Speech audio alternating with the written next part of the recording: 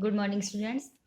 आज हम solid state chapter का नेक्स्ट वीडियो देखेंगे, जिसमें हम देखेंगे पैकिंग इन क्रिस्टल्स, ठोसों में संकुलन। ठोसों में जो मात्रक कोशिकाएं होती हैं, जो यूनिट सेल्स होती हैं, वो आपस में किस तरीके से आपस में अटैच होती हैं, क्लोजेस्टली सब निकटतम अटैच होती हैं, जिससे उनमें संकुलन होता है।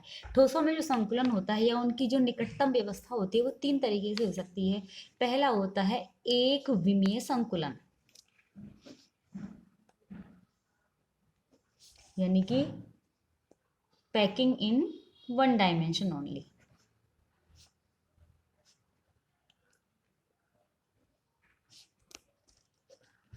इसमें केवल क्या है कि अगर ये एक कण है तो जितने भी कण हैं वो आपस में इस तरह से एक रेखा लीनियरली अरेंज्ड हो जाते हैं। ये केवल एक ही अक्ष में अरेंज होते हैं, एक ही एक्सिस में पाए जाते हैं, इसीलिए इसको कहते हैं हम एक विमीय संकुलन। जैसे कोई भी अपने पास ये बॉल्स हैं, बॉल्स को हमने एक लाइन में एकदम क्लोजेस्टली अटैच कर दिया, बिल्कुल निकटतम व्यवस्थित कर दिया। ठीक है। सेकंड होता है पैकिंग इन टू डायमेंशंस,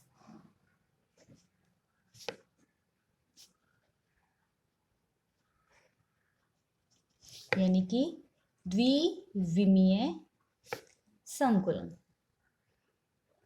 द्विविमीय संकुलन का मतलब हम एक अक्ष में तो यहाँ जा ही रहे हैं, साथ में दूसरी अक्ष में भी जाए।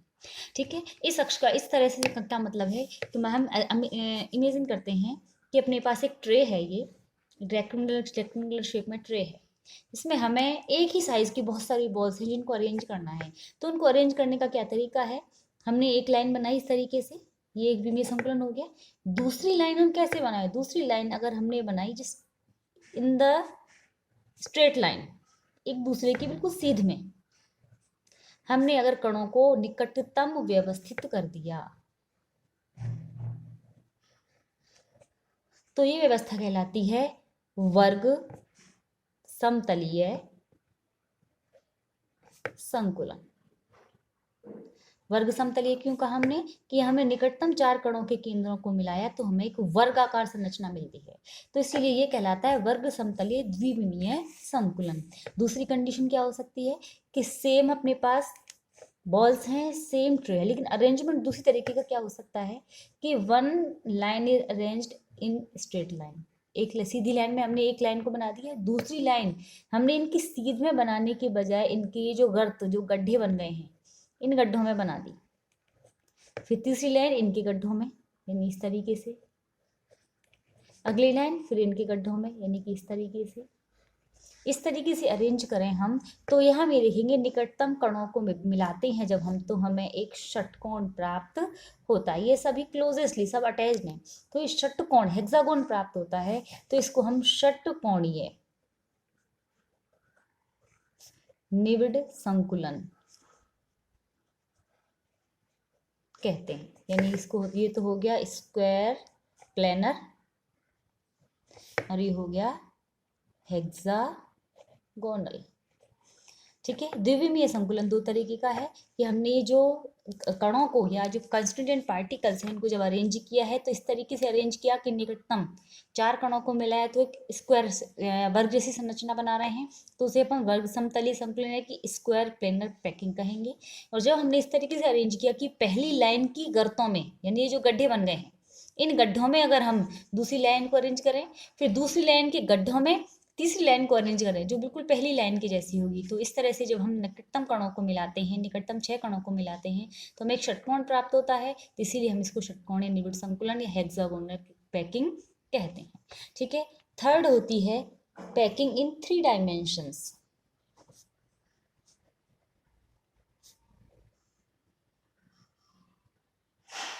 यानी कि त्रिविमीय संकुलन। त्रिविमीय संकुलन यानी कि तीनों डायमेंशंस में जिनकी पैकिंग की जाती है, इसको हम क्लोजेस्ट पैकिंग भी कहते हैं। क्लोजेस्ट पैकिंग यानी कि निबिड़तम संकुलन। ठीक है। निबिड़तम संकुलन का मतलब क्या हुआ कि जब वह संकुलन, जब कण जो है अपनी निकटतम ज्यामिति में या निकटतम स्थिति में व्यवस्थित होते हैं तो उसे अपन निबिड़तम संकुलन या क्लोजेस्ट पैकिंग कहते हैं। अब ये जो क्लोजेस्ट पैकिंग है on the basis of two dimensional packing यानी द्विविमीय संकुलन के आधार पे फिर दो तरीके से हो सकती है कि फर्स्ट जो लेयर है, यहाँ तो हमने लाइंस अरेंज की थी, लाइन बनाई थी, अलग अलग पंक्तियां बनाई थी। अब हम इनके ऊपर दूसरी पंक्तियां बनाकर इनकी लेयर्स बनाएंगे, परतें बनाएंगे और उन परतों के आधार पर इनकी व्यवस्था करेंगे। तो ये जो टू डायमेंशनल पैकिंग हमने देखी थी, उन टू डायमेंशनल पैकिंग के अकॉर्डिंग जब हम थ्री डायमेंशनल पैकिंग करते हैं तो वो फिर दो तरीके की होती है। पहले होती है वर्गाकार निविडतम संकुलन, स्क्वायर प्लेनर क्लोजेस्ट पैकिंग। इसका मतलब क्या है कि हमने क्या किया, एक लाइन बिल्कुल ऐसी बनाई, एक लेयर बना दी पूरी हमने। जैसे हमने ऊपर एक इमेजिन किया था कि एक ट्रे है अपने पास, इस ट्रे में हमने पहली जो लेयर है वो द्विविमीय वर्गाकार संकुलन की बना दी, पहली लेयर ये बन गई।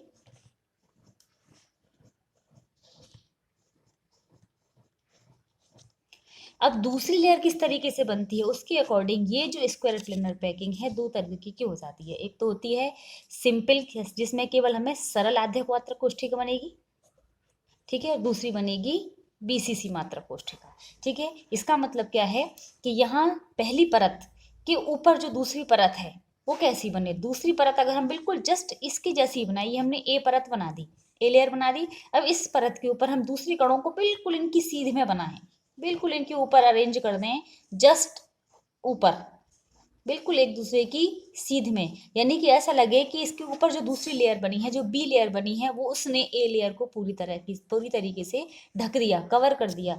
तो यहाँ जितनी भी मात्रक कोष्ठिकाएं बनेंगी वो सिंपल प्रकार की मात्रक कोष्ठिकाएं बनेंगी, यानी जो परत ए है बिल्कुल वैसी ही परत बी बनेगी, और जैसी परत बी है वैसी ही परत अगली बनेगी, यानी उसको हम कहेंगे ए प्रकार का वर्गाकार निविडतम संकुलन, जिसमें मात्रक कोष्ठिका होती है सिंपल यानी कि आध्य प्रकार की, ठीक है। दूसरा तरीका इसमें क्या हो सकता है कि जो हमने पहली लेयर बनाई है उसमें ये जो गड्ढे बन गए हैं, इमेजिन करेंगे दीज आर बॉल्स, ये सारी की सारी बॉल्स हैं। जब हमने बॉल्स को आपस में इस तरीके से अरेंज कर दिया तो इनके बीच में यहाँ पर कुछ न कुछ ये गड्ढे जैसी संरचनाएं बन जाएंगी, जिनको हम अपन पेट्स या गर्तें कहते हैं। इन पेट्स या गर्तों में अगर अपन दूसरी लेयर बॉल्स को हम ऐसे ही डालें तो ऑटोमेटिकली हम ये सोच सकते हैं कि जितनी भी बॉल्स अपने आप अरेंज होंगी वो इन गड्ढों में होंगी, इस तरीके से, इस तरीके से दूसरी लेयर जो बनेगी इन गड्ढों में बनेगी,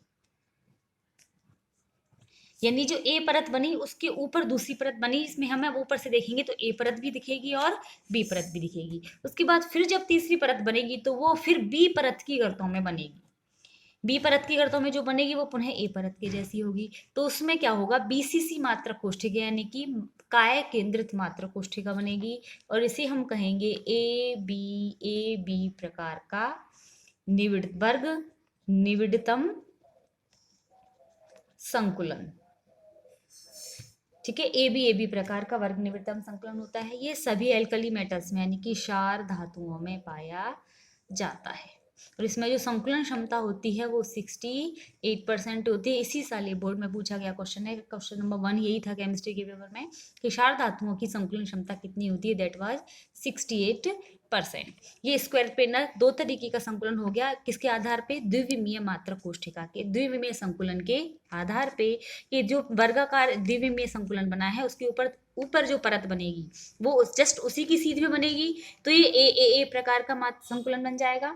और जब ये उसके ऊपर उनकी गर्तों में बनेगी तो वो ए बी प्रकार का निविडतम संकुलन बन जाएगा। इसमें मात्रक कोष्ठिका आध्य प्रकार की होती है, और इसमें मात्रक कोष्ठिका बीसीसी यानी कि काय केंद्रित प्रकार की होती है, जिसे हम ए बी प्रकार का निविडतम संकुलन भी कहते हैं, जो क्षार धातुओं में पाया जाता है। इसके बाद दूसरा निविडतम संकुलन होता है हेक्सागोनल, षट कोणीय निविडतम संकुलन,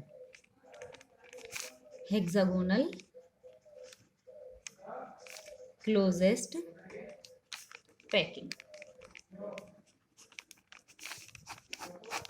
जैसे हमने देखा था वर्ग निविड में वो द्विविमीय संकुलन पर आधारित है, बिल्कुल उसी तरह से षटकोणीय निविड़तम संकुलन जो त्रिविमीय है वो भी द्विविमीय संकुलन पर ही आधारित होता है।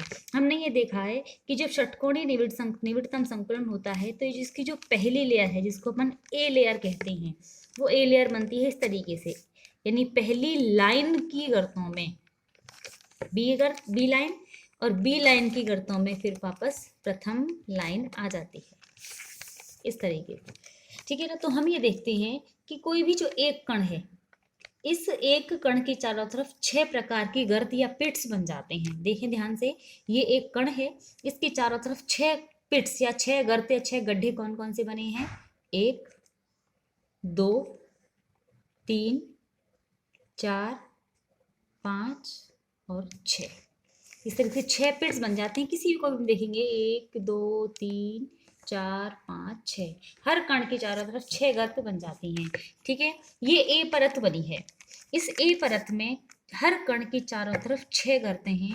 इन 6 गर्तों में से हम एकांतरित गर्तों को बी गर्त और सी गर्त कहते हैं, पिट्स, ठीक है। ये 1 2 और 3, ये जो 3 एकांतर गर्त हैं इनको अगर हम बी गर्त कह रहे हैं तो बाकी जो 3 गर्तें बच गई हैं उनको हम सी गर्त कहते हैं। अब क्या होगा कि यदि ए गर्त, ए परत बनने के बाद जो बी परत बनती है वो इन गर्तों में कणों के आने से बनती है। समझें इस बात को कि एक कण के चारों तरफ जो 6 गर्त बनी हैं, 6 गर्तों में एक साथ 6 कण व्यवस्थित नहीं हो सकते, क्योंकि कणों का आकार बड़ा है और गर्तों का आकार छोटा है। अगर एक कण इस गर्त पर आता है तो दूसरा कण इस गर्त पर ही आएगा, ये गर्त खाली रह जाएगी। तीसरा कण इस गर्त पर आएगा तो ये गर्त खाली रह जाएगी, ठीक है। यानी कि अगर बी गर्तें भर जाती हैं तो सी गर्तें खाली ही रह जाएंगी, ठीक है। यानी कि एक गर्त पूरी तरह से भर जाती है तो इन बी गर्तों के भरने से बन जाएगी बी परत, ठीक है। 2 परतें बन गई। पहली परत ए थी जिसमें हमने द्विविमीय षटकोणीय संकुलन देखा था। फिर उसके बाद ए परत में प्रत्येक कण के चारों तरफ जो 6 गर्त बनती हैं उनको हमने 2 भागों में बांट दिया था, एकांतर क्रम में। Alternative pits are B and C. अब इसमें से बी गर्त भरने से बी परत का निर्माण हो जाता है, सी गर्त पूरी तरह से खाली रह जाती हैं। अब ये सी गर्त या तो खाली रहेंगी या भरी जाएंगी, 2 ही ऑप्शन है।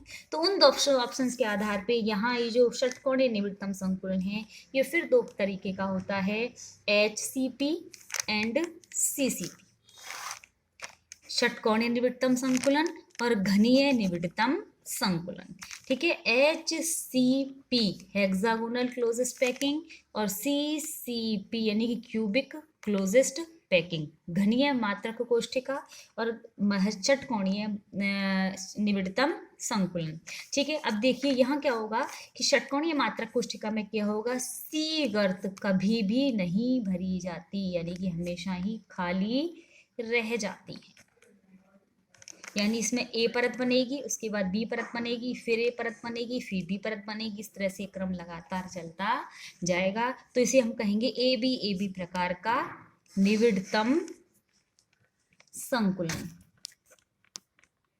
जो कि HCP था, ठीक है। और यहाँ पर ए परत बनने के बाद बी परतें बनी, बी परतों के बाद सी गर्त भरी जाएगी, सी गर्त सदैव भरी जाती है, जिससे सी परत का निर्माण होगा। यानी कि पहले ए परत बनी, फिर बी परत बनी, फिर सी परत बनी, फिर वापस से ए परत बनेगी, फिर बी परत बनेगी, फिर सी परत बनेगी, इस तरह से ये क्रम लगातार चलता जाएगा।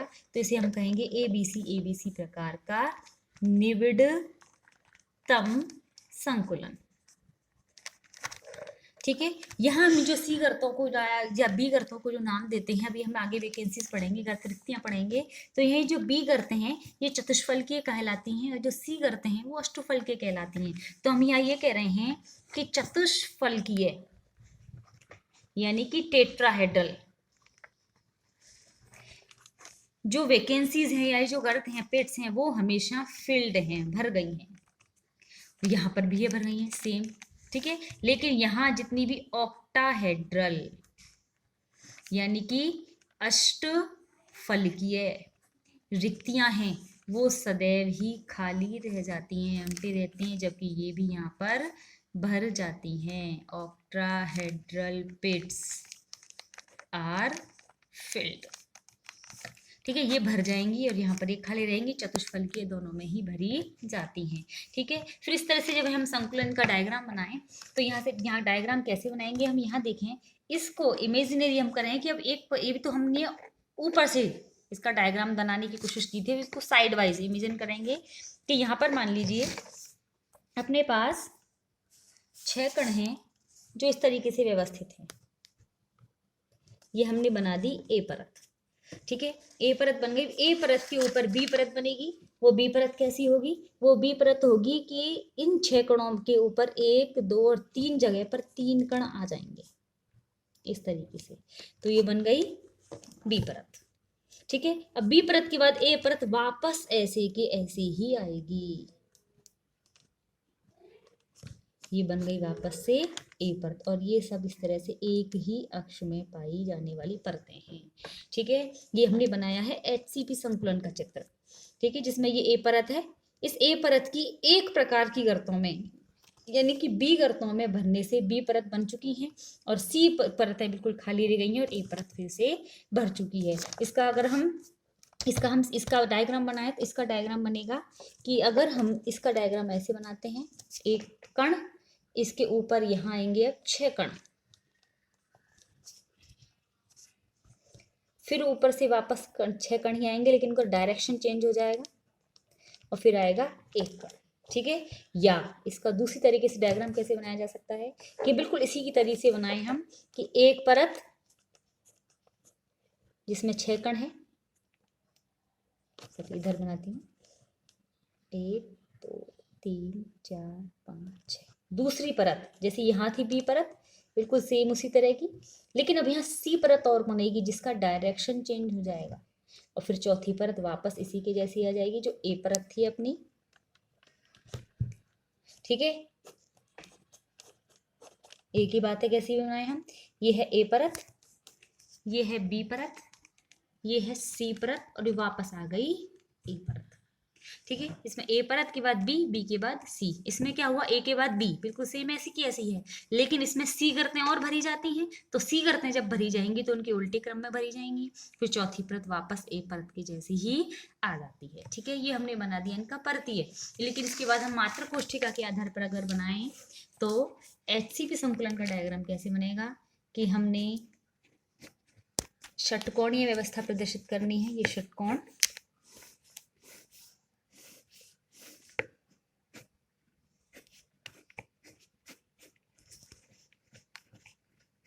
ये षटकोण, और इसमें 3 कण बीच में इस तरीके से व्यवस्थित हैं। ये ए परत, ये बी परत और ये सी परत। ठीक है, ये 3 कण हैं जो गर्तों में भरने से बी परत का निर्माण करते हैं। ये ऊपर और नीचे ये जो हैं ये पहली और तीसरी परत है, सी परत नहीं बल्कि वापस ए परत ही कहलाएगी। CCP का डायग्राम इस तरह से बनाएं तो इसमें जो मात्रक कोष्ठिका, इसमें मात्रक कोष्ठिका होती है षटकोणीय, षटकोणीय मात्रक कोष्ठिका पाई जाती है।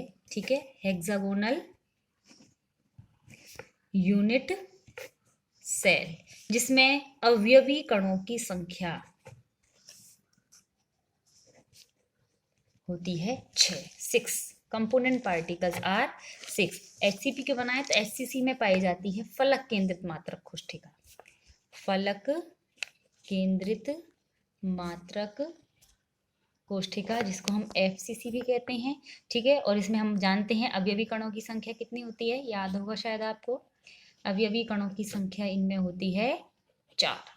इसका डायग्राम मात्रक कोष्ठिका आपको याद होगी, बस हमने थोड़ा डायग्राम को रोटेट करना है 45 डिग्री सेल्सियस से। ठीक है, कैसे बनेगा डायग्राम, ये हमने एक स्क्वायर बनाया, ठीक है, दूसरा स्क्वायर, इनको आपस में मिला दिया, ये अपना एक घन हो गया, इसके 8 कोनों पर 8 कण। फिर FCC बनाना है इसको हमें, तो इधर वाले फलक के केंद्र पर, इधर वाले फेस के केंद्र पर, इधर वाले फेस के केंद्र पर, इस साइड वाले फेस के केंद्र पर, पीछे वाले फेस के केंद्र पर और आगे वाले फेस के केंद्र पर हमने FCC स्ट्रक्चर बनाई है। इसमें देखो आपको मैंने जो डायग्राम समझाया था ये वाला, ठीक है, इसमें देखो एक कण है, फिर 6 कण है, फिर 6 कण है, फिर एक कण है। ठीक है, उसको हम इस डायग्राम में देखते हैं। देखिए पहले एक कण, ये बन गई ए परत। फिर देखिए 6 कण है, 1 2 3 4 5 6। ठीक है, ये बन गई बी परत। फिर यहाँ फिर 6 कण है, ये बन गई सी परत, और ये वापस एक कण आ गया, ये बन गई ए परत। ठीक है, सभी संक्रमण धातुओं के यौगिक इस प्रकार के मात्रक संकुलन में ही पाए जाते हैं। ठीक है, यहाँ एक चीज और, इस इन दोनों की ही संकुलन क्षमता जो होती है, दोनों की संकुलन क्षमता, पैकिंग एफिशिएंसी 74% होती है, और दोनों का ही समन्वय संख्या यानी कि कोऑर्डिनेशन नंबर दोनों में ही 12 होता है, 12। यानी कि प्रत्येक कण अपने चारों तरफ 12 कणों से घिरा हुआ होता है। ठीक है, इस तरीके से ये पूरा निकटतम या कहें क्लोजेस्ट पैकिंग इन क्रिस्टल्स हो गई कि हम ठोसों में जो अभी कणों को व्यवस्थित करते हैं, निकटतम व्यवस्थित करते हैं, तो किस किस तरीके से कर सकते हैं, एक विमीय, द्विविमीय और त्रिविमीय। मेरे ख्याल से अब आपको समझ में आ गया हो गया। Thank you.